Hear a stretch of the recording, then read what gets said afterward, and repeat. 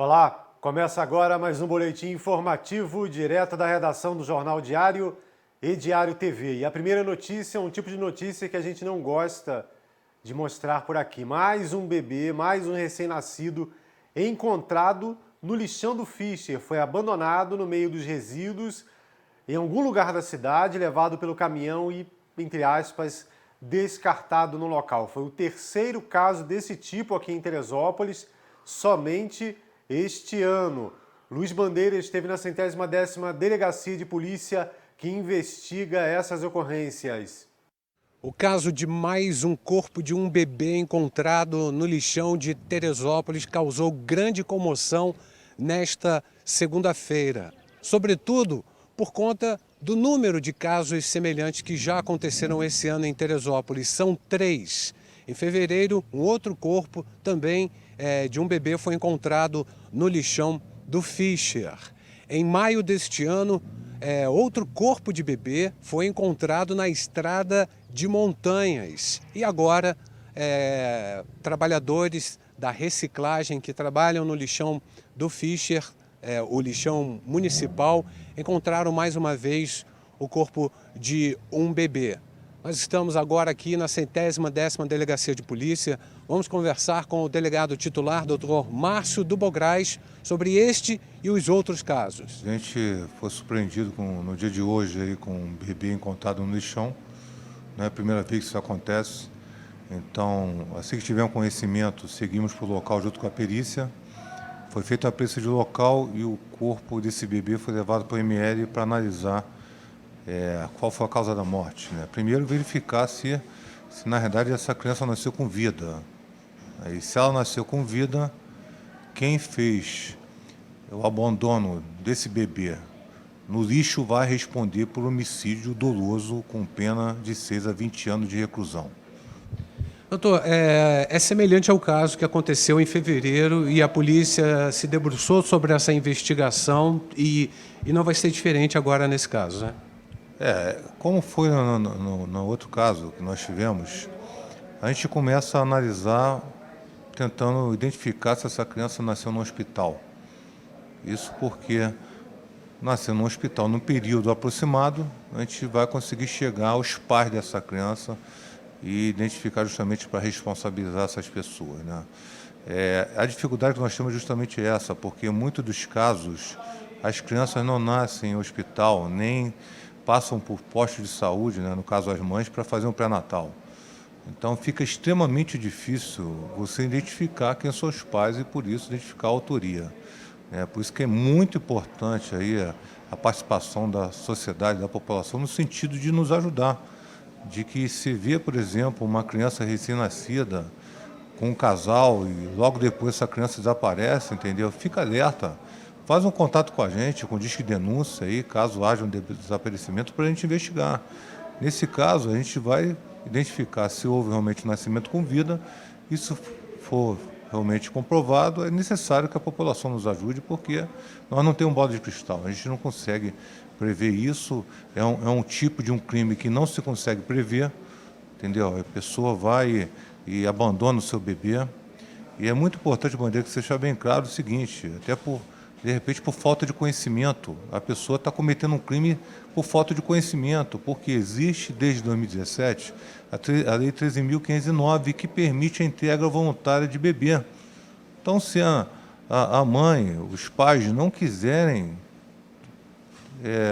educar essa criança, criar essa criança por problemas pessoais ou também por questões financeiras, fazem a doação dessas crianças para uma adoção. Tem tantos casais estéreis aí que não têm condições de ter um filho que, na realidade, vão poder adotar uma criança, né?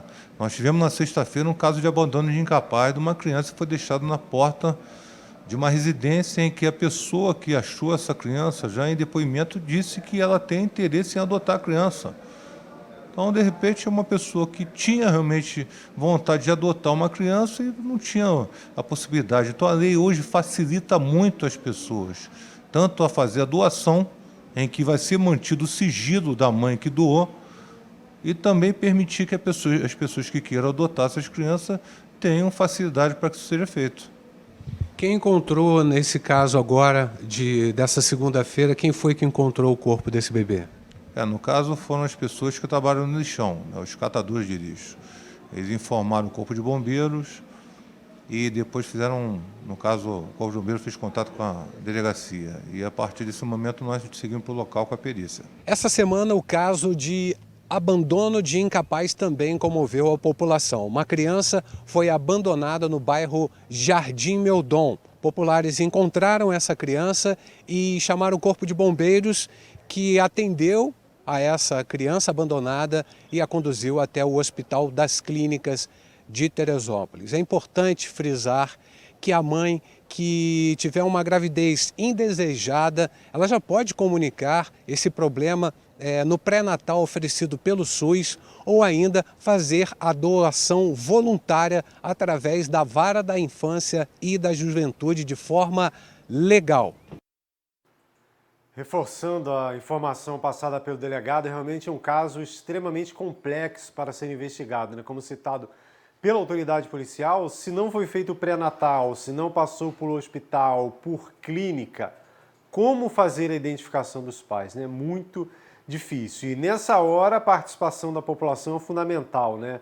Também citado aí pelo delegado, soube de uma vizinha, de um conhecido que estava grávida, de repente a criança não apareceu mais com a criança, não deu nenhum tipo de informação.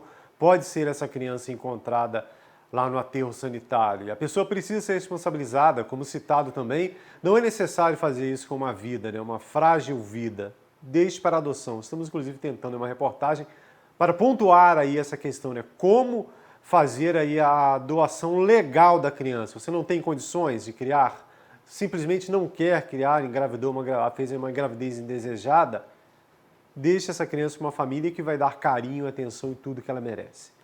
No próximo dia 21 começa o verão, né? Nesse meio do caminho, verão, primavera, muita chuva, né? O dia já está quente, os dias já muito quentes aí.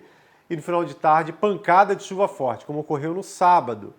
Esse tempo comum nessa época. Olha só o registro feito lá na Feirinha do Alto. Até o braço do manequim foi embora, né? Pancada de chuva forte. De repente, né? Aliás, no domingo, né? Sábado não, no domingo, essa chuva aí causou prejuízo e assustou aí os feirantes e os turistas que estavam aí no bairro do Alto, o principal bairro turístico do município, né? Aquela questão de sempre, né? Muita chuva, sistema aí de escoamento não é adequado, feirinha passando por reforma, aliás, né? E será que estão pensando nisso, né? A gente vê a situação aí do fim de semana. E lembrando que há previsão aí de pancadas de chuva para os próximos dias. Muita chuva forte, muito calor, então muita atenção, morando você em área de risco ou não. Falando em problemas gerados aí nesse período de chuva, recentemente mostramos aqui um caso lá de Albuquerque, onde algumas construções estariam contribuindo aí com que a lama fosse para a via pública e depois para Teresópolis, Friburgo. Esteve lá o pessoal da UPAM.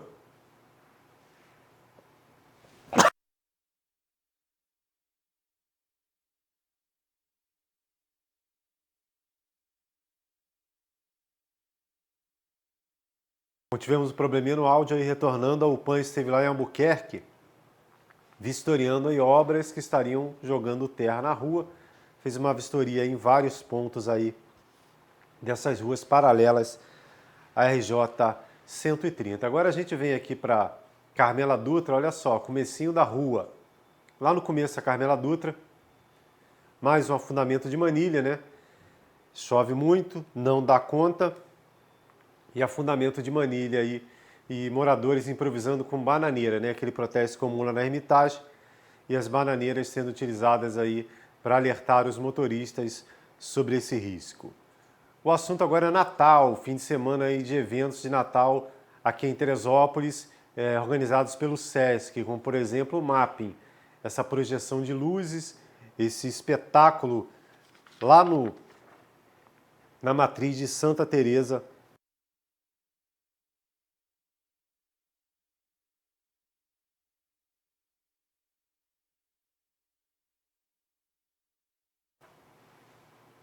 As imagens falam por si só, né? Que espetáculo aí em Teresópolis.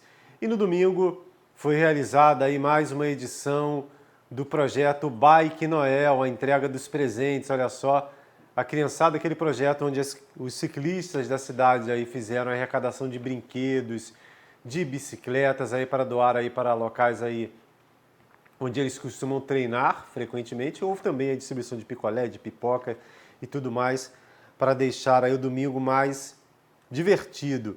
Nesse ano foram atendidos aí os bairros do Fischer, Holiday, Santa Rita, Cruzeiro, Pessegueiros e Três Córregos, né? Você vê nas imagens aí o Papai Noel, né? O caminhão com todos os brinquedos arrecadados pelos ciclistas, muitas bicicletas aí também, né? Que legal, a criançada recebendo. Costuma ver os ciclistas treinando aí o ano todo e muitas, foram dezenas de bicicletas doadas aí, quem sabe no futuro essas crianças serão ciclistas e vão contribuir aí com mais uma edição do Bike Noel. A gente tem uma fala aqui do Gustavo Alves, que é um dos organizadores do projeto.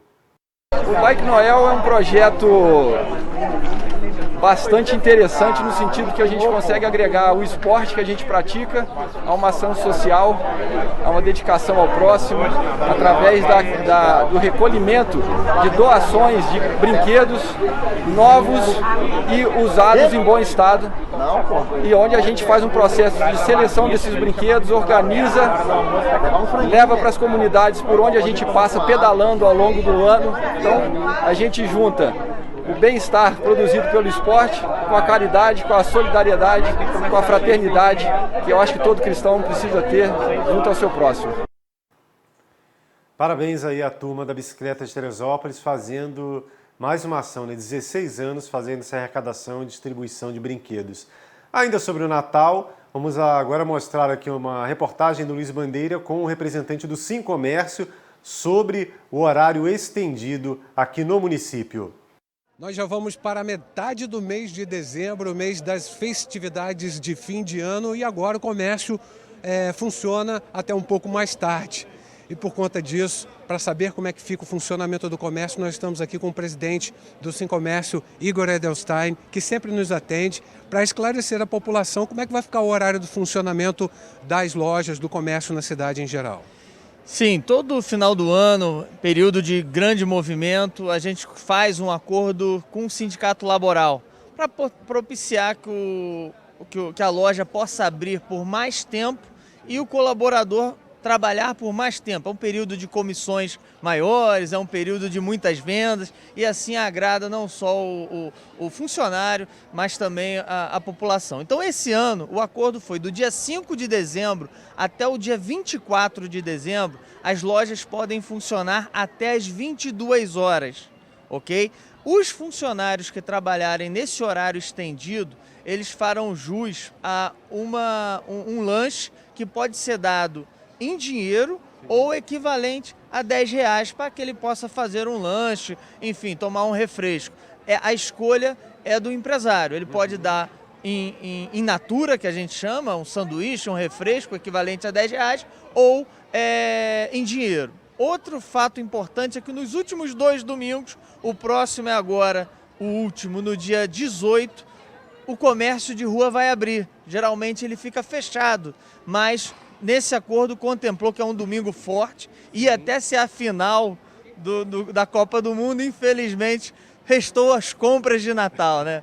Então, nesse domingo, pode funcionar das 9 horas até as 21 horas. Então, é muito importante que as pessoas tenham ciência que vão poder usar também o domingo para fazer todas as compras de Natal. Lembrando que o funcionário que trabalhar domingo, ele faz jus a uma folga até final de janeiro. Então, aquele funcionário, só o que trabalhar nos domingos, ele vai ter direito a uma folga em qualquer dia até o final do mês de janeiro de 2023. O pessoal vai trabalhar mais, mas todo mundo imbuído na expectativa de recuperar o tempo perdido em pandemia, em problemas econômicos, né?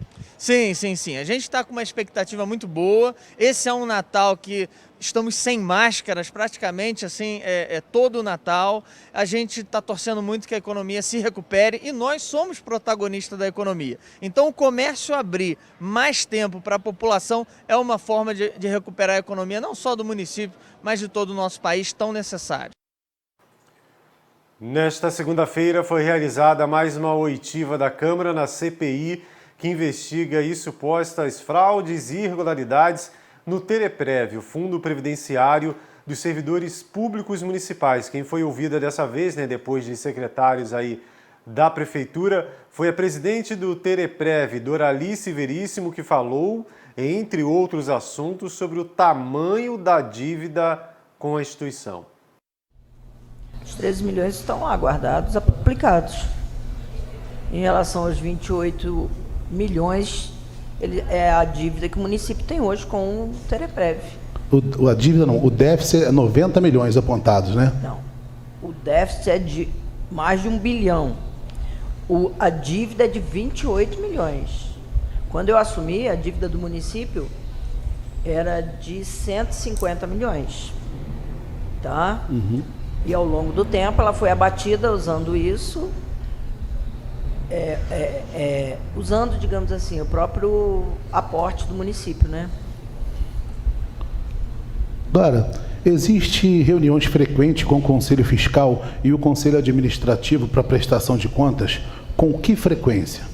A senhora sabe informar? Existe sim.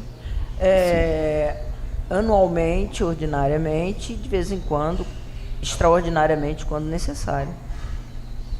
Anualmente? Ou quando for necessário? Anualmente ou extraordinariamente, de acordo com a necessidade. Deixando claro que eu não tenho intervenção aos conselhos, eles são autônomos, tá? Uhum. Não sou eu que...